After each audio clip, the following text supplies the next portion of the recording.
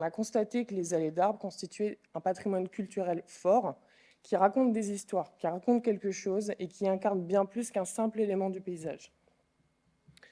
Ensuite, j'ai entendu Monsieur le Président qui a rappelé ce matin même que les allées d'arbres avaient des qualités supplémentaires par rapport aux arbres seuls.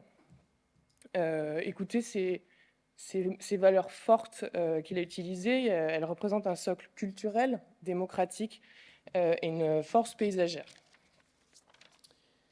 Ensuite, nous avons vu tout au long des échanges durant la matinée qu'ils sont aussi une réponse aux enjeux climatiques et écologiques d'aujourd'hui, enfin de demain et d'aujourd'hui, qui sont aussi un legs aux générations futures grâce à cette temporalité bien différente de celle de l'homme.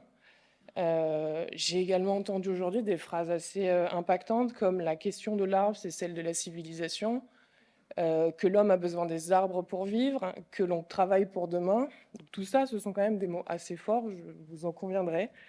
J'ai aussi eu la chance de redécouvrir, alors vous étiez tous déjà au courant en tant qu'experts, mais voilà, qu'il existe un lien très fort entre les arbres en général et la santé mentale et la santé en général.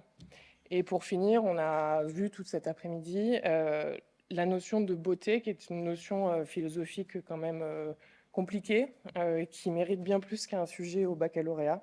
Voilà, donc déjà, prenons un temps pour prendre la mesure de toutes ces qualités, ces valeurs et la force de l'image qu'incarnent les allées d'arbres, rien qu'en écoutant les échanges d'aujourd'hui. Alors, je ne suis pas experte de tous les patrimoines, malheureusement, mais il me semble qu'il n'existe pas énormément de patrimoine, voire pas du tout, en France, et nous l'avons vu en Europe, pouvant se vanter d'incarner autant de valeurs, de promesses, et permettant d'incarner une réponse bien particulière aux enjeux de demain.